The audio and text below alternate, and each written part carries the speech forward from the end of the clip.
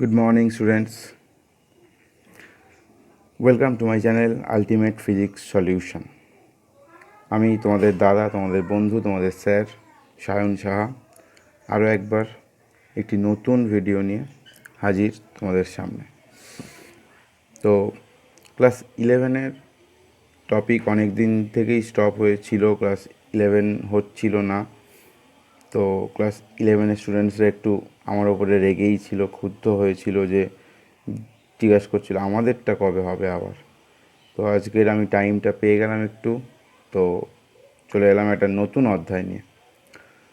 তো প্রতিদিনের মতো, প্রতিবারের মতো ভিডিও শুরু হওয়ার আগে আজ আবার বলবো, ভিডিওটি প্রথম থেকে শেষ পর্যন্ত দেখো, আশা করি ভালো লাগবে। আর ভালো লাগবে এবং ভালো লাগলে একটি লাইক করে দিও, বন্ধুদের মধ্যে শেয়ার করে দিও, এবং চ্যানেলে যদি এই চ্যানেলে নতুন এসে থাকো তাহলে সাবস্ক্রাইব করে দিও এবং অল নোটিফিকেশানটা টিংটং করে দিও। তো চলো শুরু করা যাক আজকের ভিডিও। দেখতেই পাচ্ছ ভিডিওটি মেইনলি ক্লাস 10 এবং ক্লাস 11 ওরিয়েন্টেড, মানে ক্লাস 10-এ সামান্য একটু আছে এবং ক্লাস 11-এরই এটা অধ্যায়। তো অধ্যায়টার নাম হচ্ছে expansion of solids and liquids. তো আমরা কিছুদিন আগে পড়েছিলাম এক্সপ্যানশন অফ গ্যাসের প্রসারণ। তো তার সাথে এটা রিলেটেড কঠিন এবং তরল পদার্থের প্রসারণ। ওটা গ্যাসের ছিল, এটা কঠিন আর তরল পদার্থের প্রসারণ। ক্লিয়ার? তো যে কোনো অধ্যায় স্টার্ট করার আগে আমি যেমন বলি কেন কী হয়। দেখো, একটা কঠিন পদার্থকে আমি যখন তাপ দেব বা একটা তরল পদার্থকে, আমরা গ্যাসের ক্ষেত্রে দেখেছিলাম যে একটা গ্যাসকে তাপ দিলে যেহেতু গ্যাসের কোনো দৈর্ঘ্য প্রস্থ নেই, তাই তার শুধু আয়তন প্রসারণটাই হয়। কিন্তু একটা ধরো কঠিন পদার্থ, ধরো একটা রড, এটা রড। তো যদি আমি একে তাপ দিই, যদি আমি রডটাকে তাপ দিই, তাহলে রডটাকে তাপ দিলে কী হবে? রডের এই দেখো একটা দৈর্ঘ্য আছে, একটা প্রস্থ আছে, আর এই প্রস্থ ইন্টু দৈর্ঘ্য এটা করলে এটা আয়তনও আছে। তার মানে রড দিয়ে একটা কঠিন পদার্থ, তাই তার দৈর্ঘ্য প্রসারণও হবে, প্রস্থ মানে ক্ষেত্র প্রসারণও হবে, আয়তন প্রসারণও হবে। এটা কঠিনের ক্ষেত্রে হয়। আর তরলের কী হয়?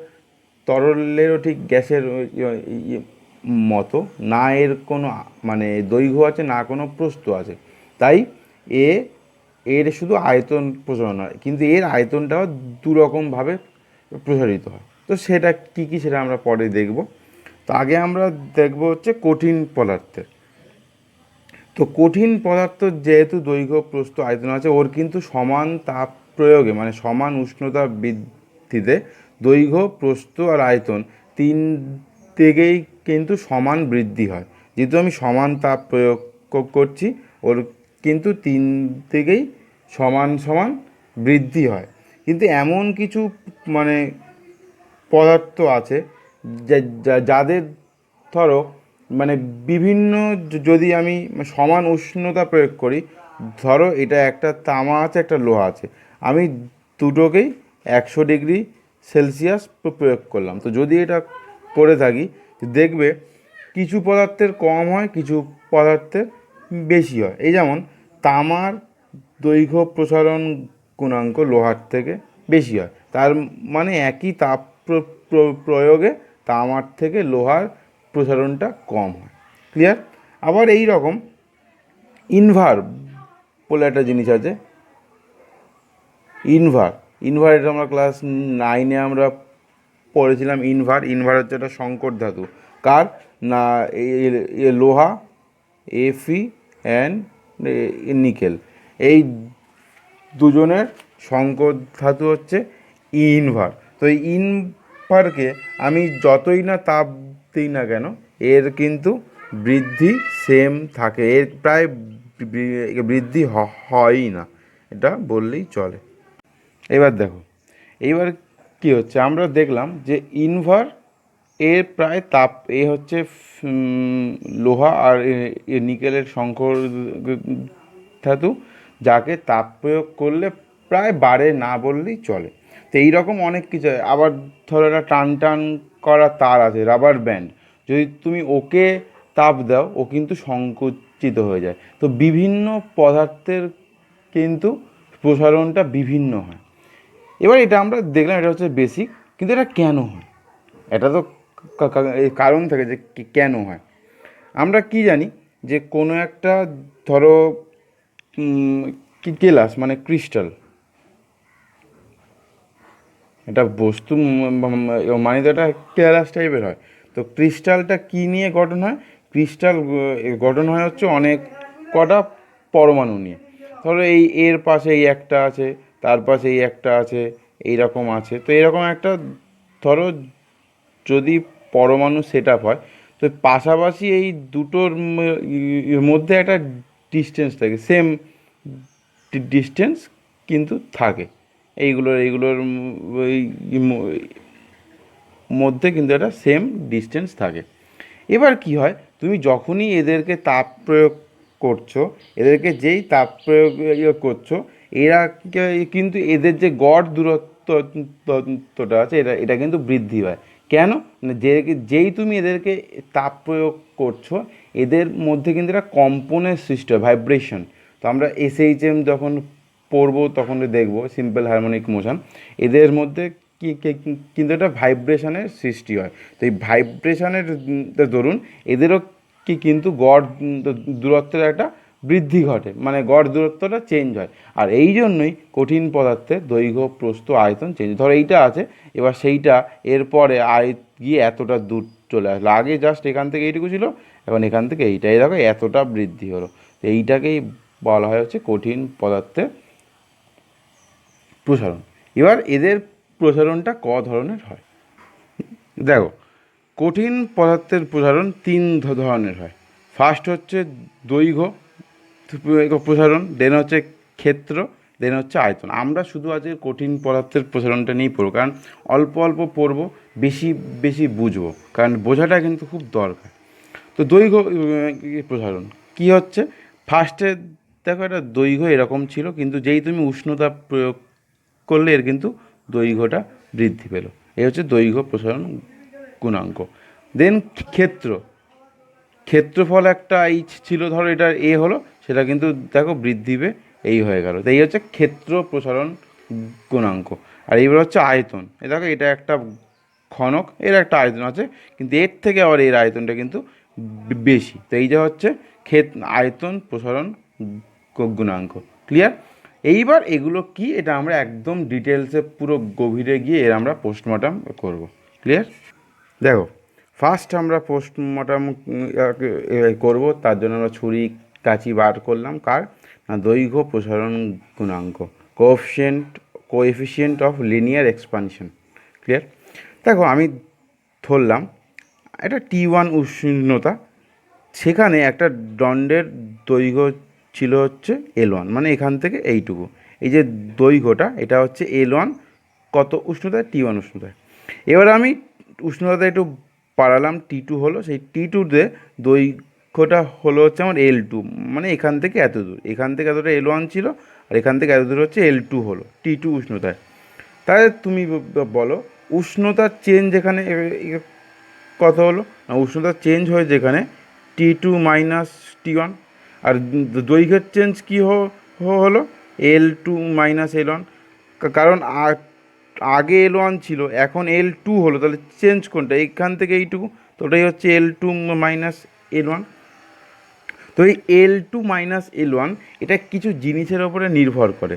ফার্স্ট হচ্ছে এই L2 মাইনাস L1, এটা প্রপোর্শনাল হয় L1-এর। তার মানে প্রাথমিক দৈর্ঘ্যটা আমার যত বেশি হবে, দৈর্ঘ্য প্রসারণও কিন্তু আমার তত বেশি হবে। ধরো তুমি যদি 100 সেমি প্রাথমিক দৈর্ঘ্য নিয়ে তার দৈর্ঘ্য প্রসারণ করতে যাও, তার যতটা না বৃদ্ধি হবে, যদি 200 সেমির প্রাথমিক দৈর্ঘ্য নিয়ে করতে যাও, তার কিন্তু প্রসারণটা একটু বেশি হবে। তাই L2 minus L1 proportionals to L1, and then হচ্ছে যেটা খুব important, L2 minus L1 proportionals to T2 minus T1। স্বাভাবিক, আমি ধরো উষ্ণতা 10 থেকে 20-তে করছি, তো তাতে যতটা না বৃদ্ধি হবে, আমি যদি 10 থেকে সেটা 100 করি, তাহলে তো এর থেকে আরও অনেক বেশি বৃদ্ধি হবে। তো এটাই হচ্ছে আমার সেই ব্যাপার। তো যদি আমি এই দুটোকে একসাথে যৌগিক ভেদ প্রয়োগ করি, কী হয়, L2 minus L1 proportionals to L1 into T2 minus T1।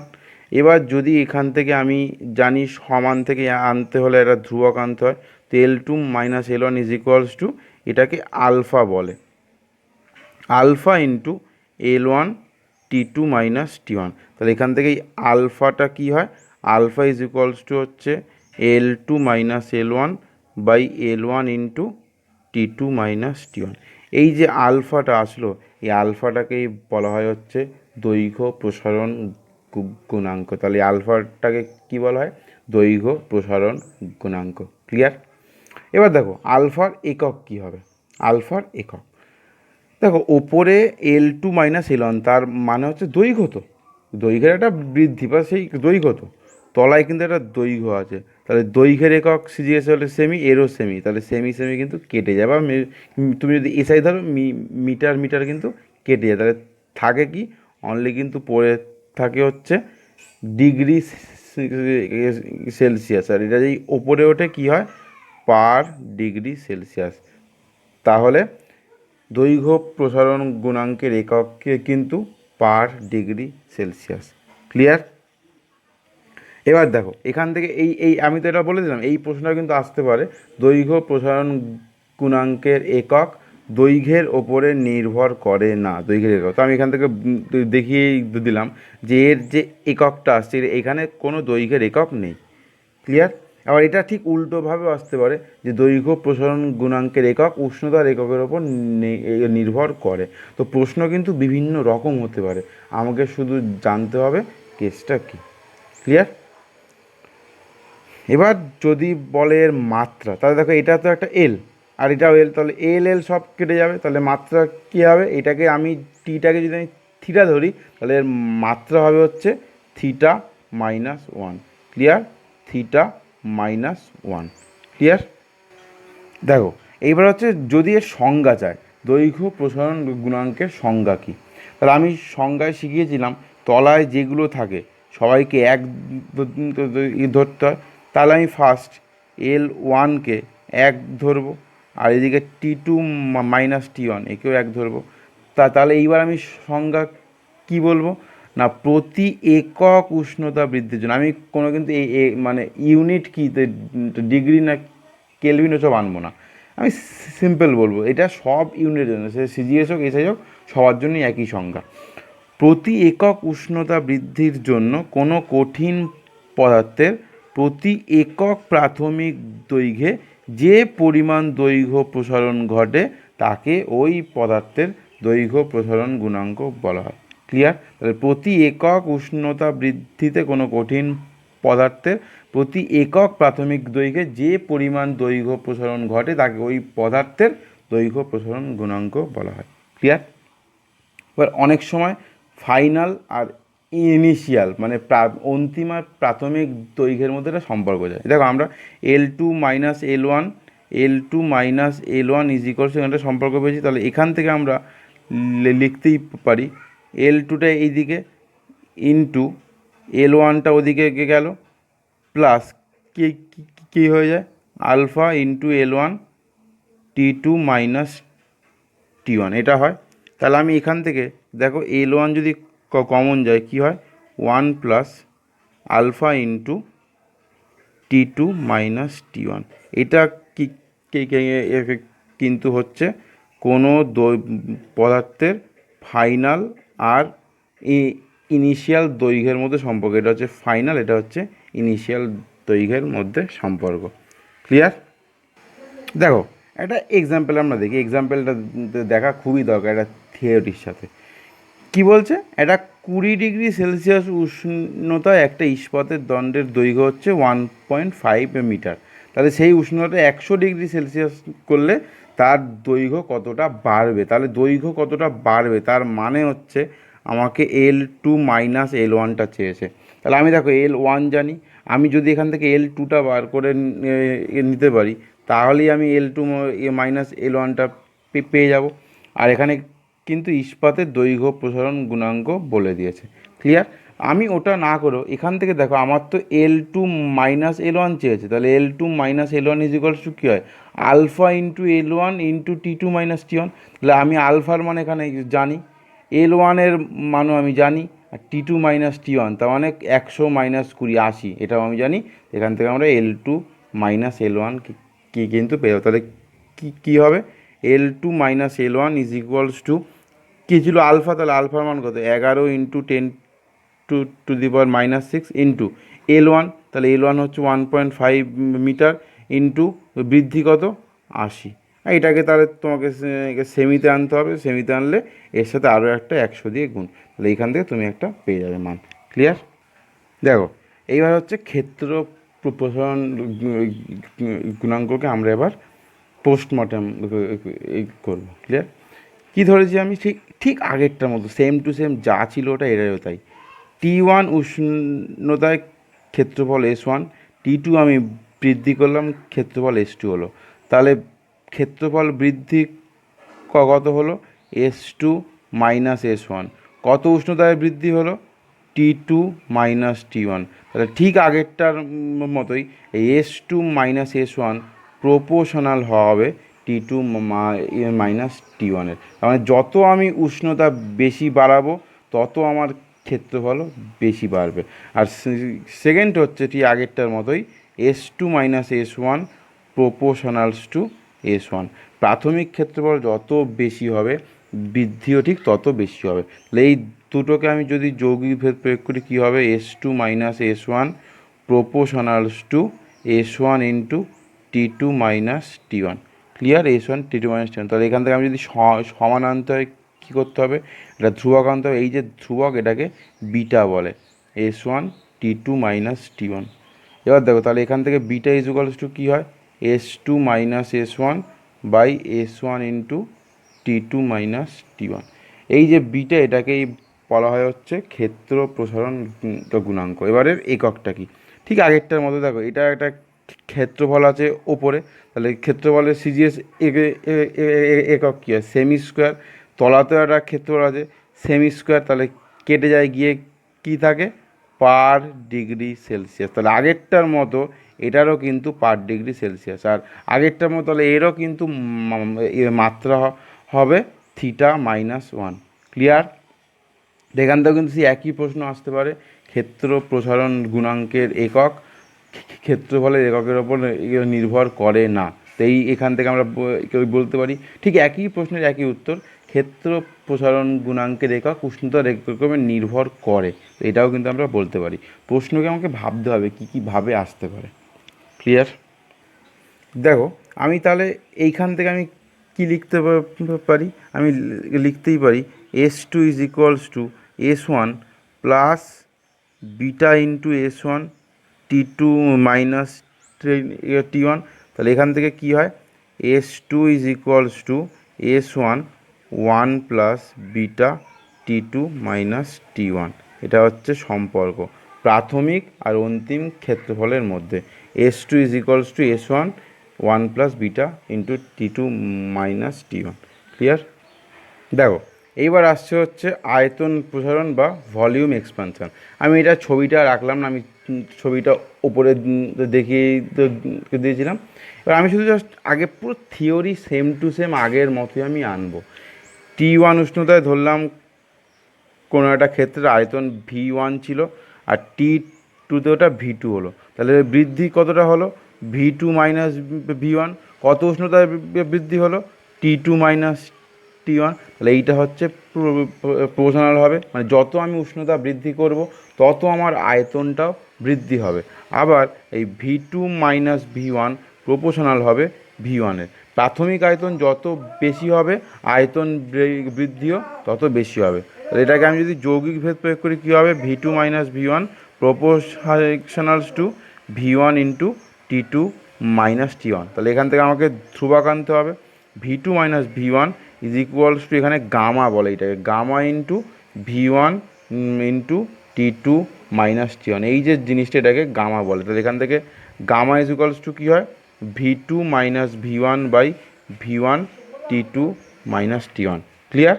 তাহলে এবার ঠিক একই রকম হয়তো এক্সামে আসতে পারে, এইটাকে আয়তন প্রসারণ গুণাঙ্ক বলা হয়, হয়তো আসলো আয়তন প্রসারণ গুণাঙ্কের একক আয়তনের এককের উপর নির্ভর করে না। তাহলে এটা কি, এটা তো একটা আয়তন, তাহলে একক কি সিজিএসে সেমি কিউব, আর এখানেও একটা আয়তন সেমি কিউব, সেমি কিউব কেটে যায়, তাহলে একক কী থাকে সেই আগেরটার মতোই পার ডিগ্রি সেলসিয়াস। তাহলে কিন্তু আমি যদি একটা মনে রাখতে পারি তাহলে কিন্তু আমার তিনটেই মনে থাকে, তাহলে তিনটেরই কিন্তু একক হচ্ছে পার ডিগ্রি সেলসিয়াস। আর তিনটেরই কিন্তু প্রশ্ন একই হতে পারে যে এদের একক আয়তন, দৈর্ঘ্য বা ক্ষেত্রফলের এককের উপর নির্ভর করে না, এটা প্রমাণ করো। বা এটাও আসতে পারে এদের একক উষ্ণতার এককের ওপরে নির্ভরশীল, প্রমাণ করো। তো এইটা কিন্তু আমাকে প্রমাণ করতে হবে। ক্লিয়ার?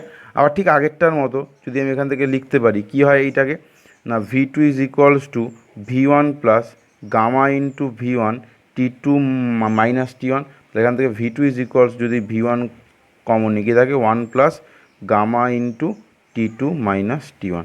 এইটা হচ্ছে ইনিশিয়াল আর ফাইনাল আয়তনের মধ্যে সম্পর্ক। ক্লিয়ার? এক্সামে কিন্তু এটা আসে যে লোহার আয়তন প্রসারণ গুণাঙ্ক এত পার ডিগ্রি সেলসিয়াস বলতে কী বোঝো। এটা কিন্তু আয়তন দিয়েও আসতে পারে, দৈর্ঘ্য দিয়েও আসতে পারে, ক্ষেত্র দিয়েও আসতে পারে, তিনটেরই একই প্রশ্ন হবে যে লোহার ক্ষেত্র প্রসারণ গুণাঙ্ক এত বলতে কী বোঝো, বা লোহার দৈর্ঘ্য প্রসারণ গুণাঙ্ক এত বলতে কী বোঝো। তো আমি একটা বলছি, বাকিটা তোমরা করবে, কিন্তু হোমওয়ার্ক কিন্তু থাকা ভালো, বা বাড়িতে কিন্তু প্র্যাকটিস না করলে কিন্তু কিচ্ছু হবে না। ক্লিয়ার? আমি বলে দিচ্ছি, দেখো লোহার আয়তন প্রসারণ গুণাঙ্ক এত বলতে কী বোঝো, তাহলে আমি কি বলবো না, আমি যদি এসআইতে বলি তাহলে 1 মিটার কিউব লোহার আয়তন, 1 মিটার কিউব লোহার আয়তন 1 ডিগ্রি সেলসিয়াস বৃদ্ধি করলে তার আয়তন তার আয়তন এই 0.000036 মিটার কিউব বৃদ্ধি পাবে। তাহলে যদি বলে এত বলতে কী বোঝো, তাহলে আমাকে বলতে হবে 1 মিটার কিউব লোহার আয়তন 1 ডিগ্রি সেলসিয়াস বৃদ্ধি করলে তার আয়তন এত পরিমাণ বৃদ্ধি পাবে। ক্লিয়ার? ঠিক কিন্তু একই রকম সারফেসেও আসতে পারে, দৈর্ঘ্যতেও আসতে পারে। ক্লিয়ার? তো দেখো একটা সম্পর্ক এখান থেকে আছে যে alpha is equals to beta by two is equals to gamma by 3, আর alpha is to beta is to gamma is equals to 1:2:3। এটা কিন্তু এক্সামে আছে, এটা ক্লাস 10-এ শুধু অনলি দেয় এইটা, কিন্তু মাঝে ক্লাস 11-এ কিন্তু এটা প্রমাণ করতে দেয়। তো এইবার আমরা এটাকে প্রমাণ করব। দেখো আমি আগে আলফা আর বিটার মধ্যে সম্পর্কটা আনবো, তোমাদের কাজ থাকবে আলফা আর গামার মধ্যে সম্পর্কটা না, পুরো সেম টু সেম ভাবে আসবে। আমি আলফা আর বিটাটা এনে দিচ্ছি।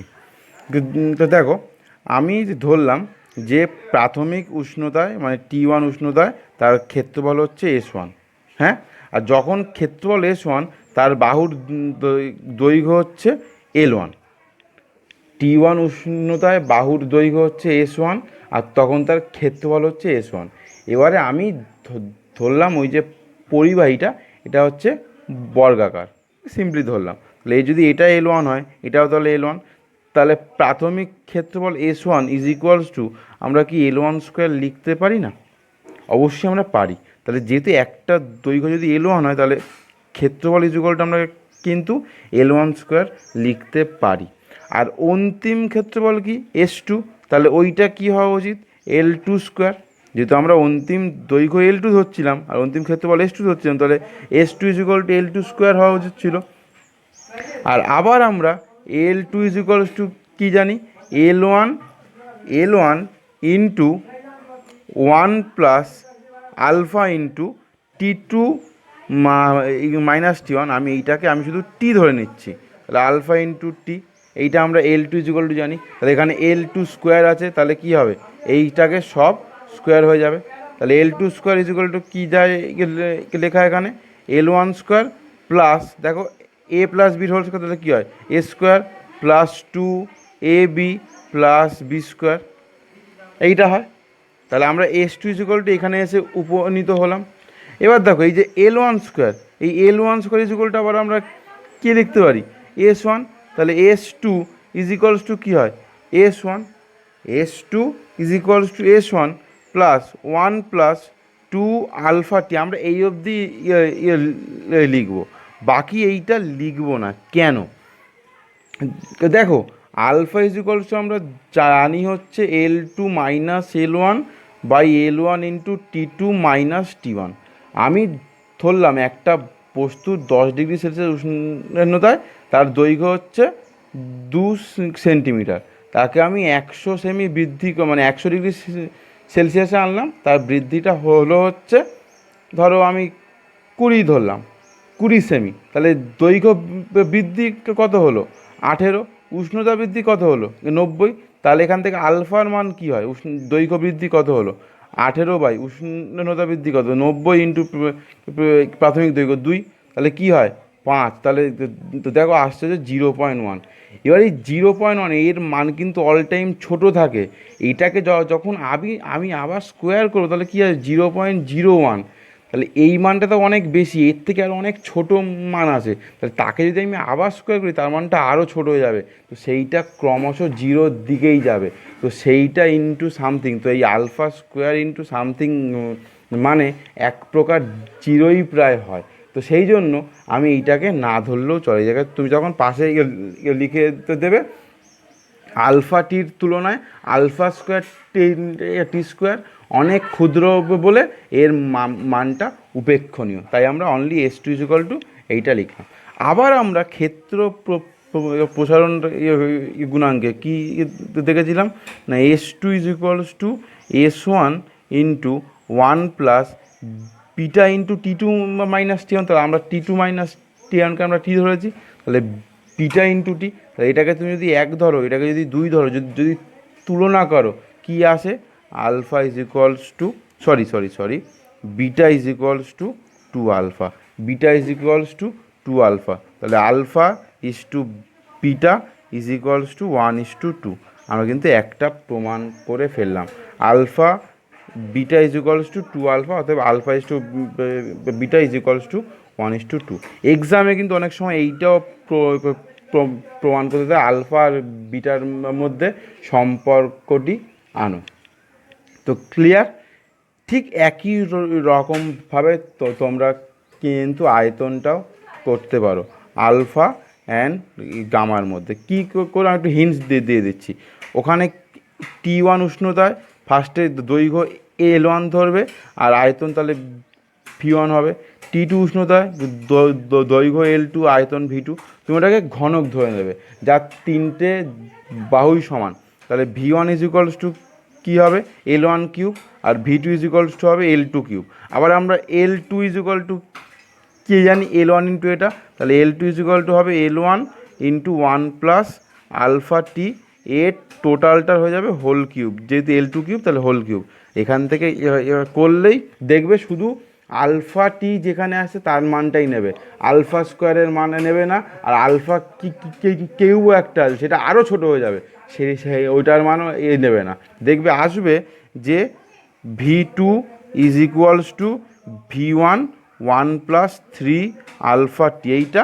আবার আমরা V2 ইজ ইকুয়াল টু জানি V1 1 প্লাস গামা টি, তাহলে এখান থেকে gamma is equal to 3 alpha হয়, অতএব আলফা ইজ টু গামা 1:3। তাহলে এখান থেকে আমরা বলতে পারি alpha is to beta is to gamma equal to 1:2:3।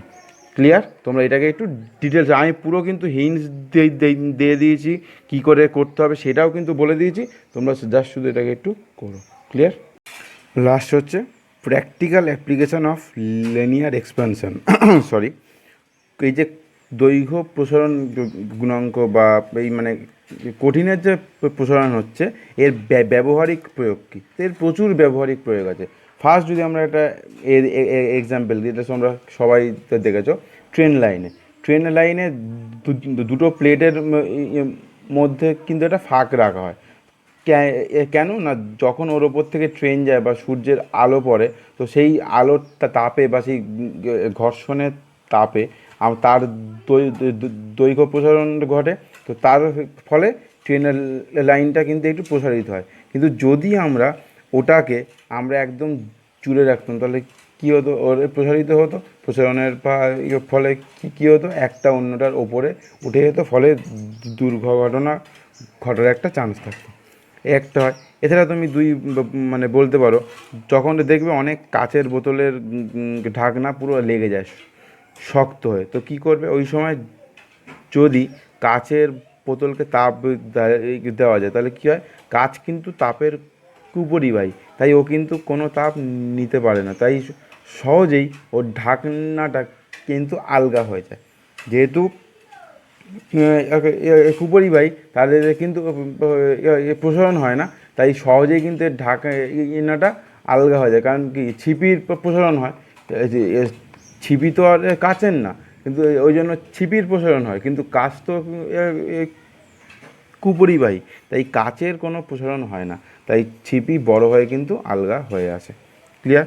আরেকটা তোমরা বলতে পারো যে গরুর গাড়ির যে চাকা, সেই চাকায় যে লোহার যে বেডটা পরানো হয়, সেইটা কিন্তু স্বাভাবিক চাকার থেকে ছোট হয়, কিন্তু যখন আমি ওটাকে যদি উত্তপ্ত করি, কী হয়, চাকাটা অনেক বেড়ে যায়।